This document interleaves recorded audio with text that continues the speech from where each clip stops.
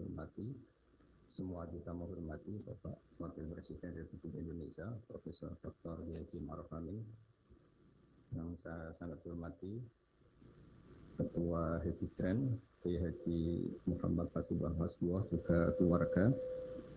Yang saya hormati Bapak Ferry Warjio sebagai Gubernur Bank Indonesia, Haji Yaakob Khalil sebagai Menteri Agama, Khofifah sebagai Gubernur Jawa Timur, juga Kiai Haji Marsudi Mustamar sebagai Ketua PWNU Jawa Timur.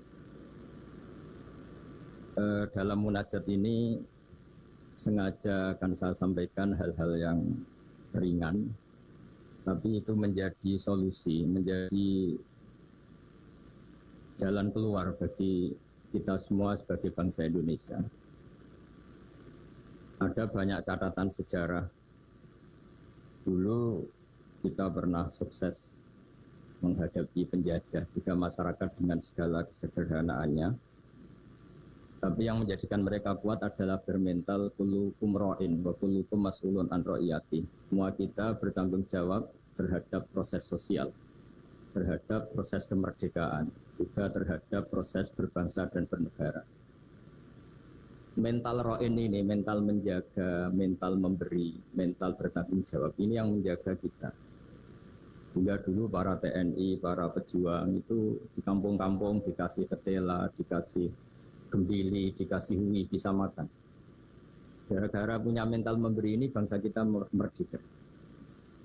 Dalam sejarah paling terkenal adalah ketika Perang Tabuk. Itu sahabat yang saking miskinnya itu punya beras, misalnya di Indonesia kayak beras 2 kilo dikasihkan Nabi 1 kilo, yang 1 kilo untuk keluarganya. Sehingga anggaran perang ini tidak untuk biaya makan. Masyarakat kita semua ini kriminal, itu penjara penuh dan negara tidak akan menampung kita semua karena kita melakukan kriminalitas juga Indonesia. Itu yang dimaksud Nabi, kullukum ra'in wa kullukum mas'ulun an ra'iyati.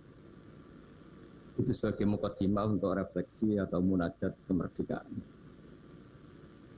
Dan kita sering baca Quran. Kadang-kadang Allah Ta'ala itu suka ngendikan yang ringan-ringan.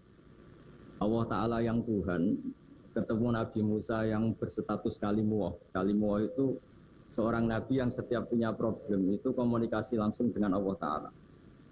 Saking terkenalnya Nabi Musa sering munajat sampai ketika beliau sakit gigi, itu langsung matur kepada Allah Ta'ala, ya Allah saya ini sakit gigi. Jadi tidak ke dokter, tidak ke tabib, tapi langsung ke Allah Ta'ala.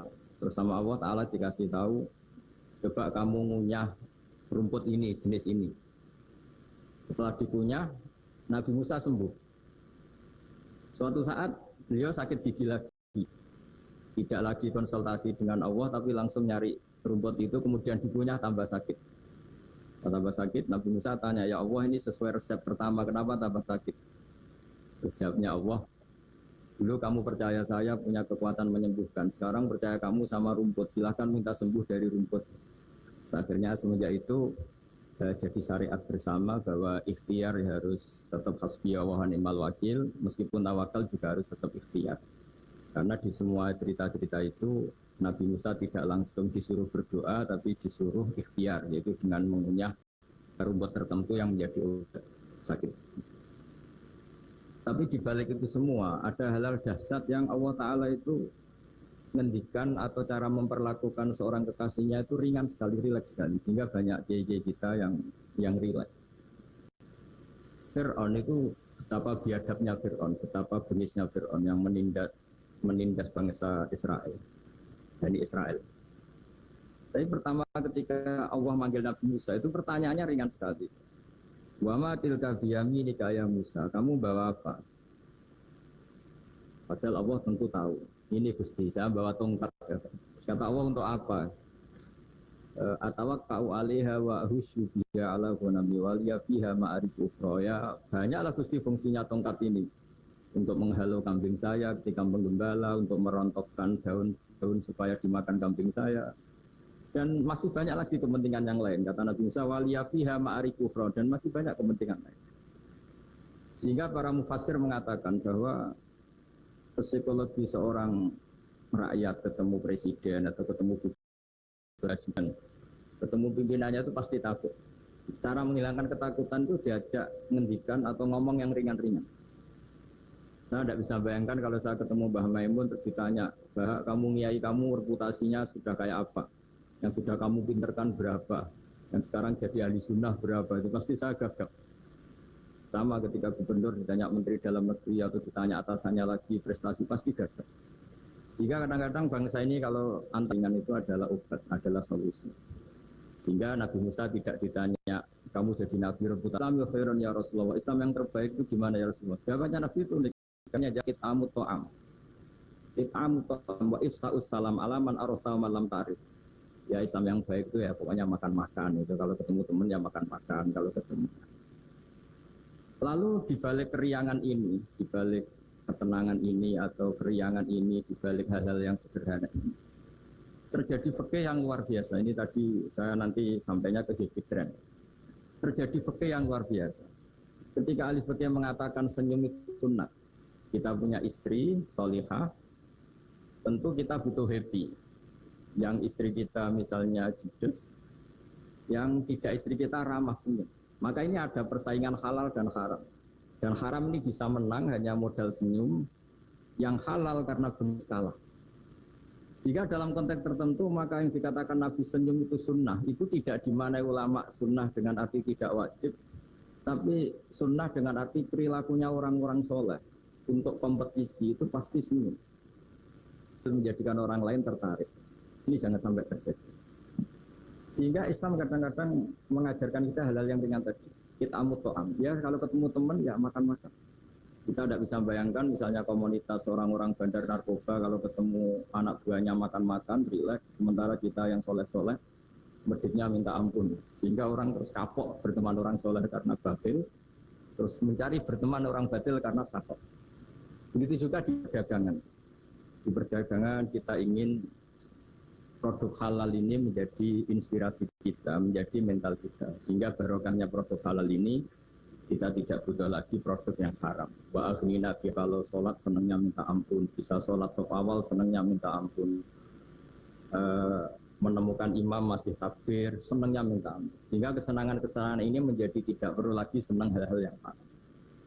Makanya saya ikut mengapresiasi Hibidren ini, semoga jadi sistem perdagangan yang menjadikan orang itu jauh dari haram. Di antara haram dalam Islam adalah kita di makalah Imam Ghazali paling terkenal di antaranya muru'ah. Muru'ah itu harga diri seseorang itu punya uang, punya harta. Kata Imam Ghazali, bawa uang katanya. Karena kalau kita ketemu teman, misalnya di Jakarta, orangnya kelihatan hanya sanggup sak perjalanan, mesti pikiran pertama wah nyangoni gitu, karena dia tidak akan kuat beli tiket. Gitu. Jadi belum sudah jadi problem. Sehingga di Ihya di bab Adabul Kasbi, terus di situ disebut Fadhailul Kasbi, keutamaan-keutamaan orang kerja, itu di situ diceritakan betapa pentingnya orang itu kerja, punya aktivitas ekonomi, baik berdagang maupun bercocok tanam maupun apa saja. Karena di antara etika berteman itu kata ulama ini punya uang, karena nanti si sohibul bait ini tidak kepikiran macam-macam. Jadi saya akan cerita panjang lebar, cuma saya pastikan bahwa kegiatan halal itu harus dominan dan harus asik. Karena nanti kalau dalam kompetisi kita yang bernegara sehat, bawaannya marah-marah, orang yang salah bawaannya senyum, pasti pertarungan ini akan dimenangkan yang salah. Begitu juga yang orang bawa kebenaran, bawaannya pikir, sementara yang bawa kebatilan, dermawan, pasti kita akan tahu.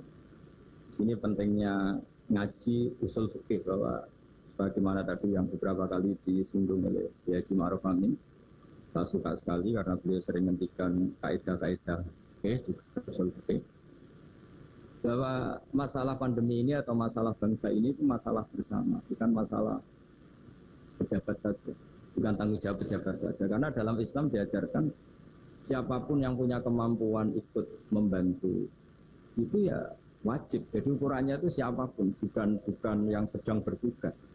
Kalau semuanya profesional sebenarnya ini, misalnya kita melihat orang tenggelam, terus biarin aja kita tidak sar kok, tidak tim yang penyelamat tenggelam. Kita melihat orang kecelakaan, saya tidak satlantas, biar aja. Tidak bisa seperti itu. Meskipun kita kiai, kalau melihat orang kecelakaan ya ditolong. Meskipun kita tidak profesi itu, kalau berkesempatan ya menolong. Kalau semuanya profesional bisa habis bangsa ini, karena nanti orang tenggelam nunggu tim SAR datang baru nolong. Nanti ada orang kecelakaan nunggu kasat lantas datang baru nolong. Ya tidak seperti itu. Ukurannya kalau dalam fikih ya man lahu qudratun alal fi'li, yang mampu melakukan ya harus melakukan. Jadi saya terima kasih sekali sama Kiai Hasib, sama semua keluarga Tambak Beras, bahwa aktivitas dulu yang dilakukan bahwa Hapas Buwo sebagai pedagang, sebagai importer kain, sebagai penggerak ekonomi bangsa Indonesia, dan dulu gerakan-gerakan dari Indonesia juga dimulai dari serikat dagang. Ini semoga berkah dan menjadikan kita berenergi, kita punya kemampuan untuk riayah, untuk menjaga bangsa ini. Bukan menunggu dikasih. Jadi kalau kita ikut mentalnya riayah, memberi, menjaga, pasti mental kita ini bersama-sama menjaga. Tapi kalau mental kita tidak ikut bertanggung jawab, miskin nyalakan Menteri Keuangan, tidak pinter nyalakan dia, ya ribet. Nanti kalau banyak musibah nyalakan dia, doanya tidak mandi. Wong ada musibah itu karena sanksi orang-orang yang nggak jelas, malah kita disalahin, kan ya ribet. Nanti kalau salah-salah gitu terus ribet. Alhamdulillah kita tidak punya mental seperti itu. Kita semuanya berdoa, Rabbana dzalamna anfusana, kita semuanya merasa salah. Karena ya tadi termasuk salah adalah misalnya karena suatu saat Nabi Ayub ditanya istrinya, kenapa engkau sebagai nabi tidak minta doa di entasnya musibah pada diri engkau? Saya sehat sudah berapa tahun? Ya sekitar sekian puluh tahun. Saya sakit baru sekian bulan. Masih lama mana? Ya lama sehatnya, ya sudah, saya tetap akan jaga syukur itu. Nah, syukur ini penting bukan untuk dablek, tidak peduli, supaya jaga imunitas. Karena di antara nikmat yang paling pokok itu alladzi atamahu min ju'i wa amanahu min khauf. Orang bisa makan, hidup kita tidak terancam oleh kepunahan, oleh pembantaian, oleh chaos sosial, itu sudah luar biasa.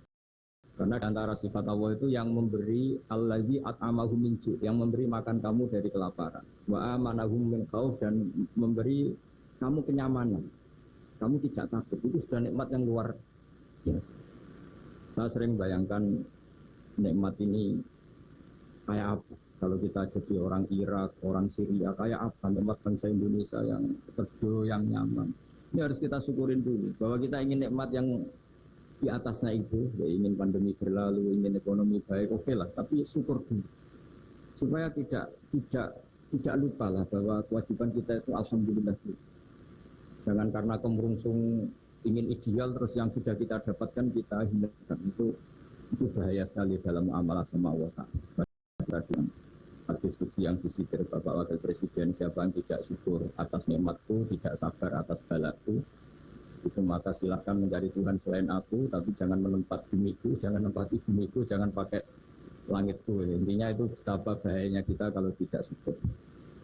Saya kira demikian, dan saya terima kasih sekali atas kegiatan atau ide jadi tren, tapi saya mohon semohon-mohonnya bahwa ini adalah bagian dari meneruskan tradisi dulu, mulai Pak Wahab, mulai Pak Hasim, mulai Pak Bisri, mulai semuanya lah tokoh-tokoh dari ormas manapun, termasuk dulu ada Serikat Islam, ada Serikat Dagang, karena semuanya ini akan membangkitkan bangsa kita dari keterpurukan.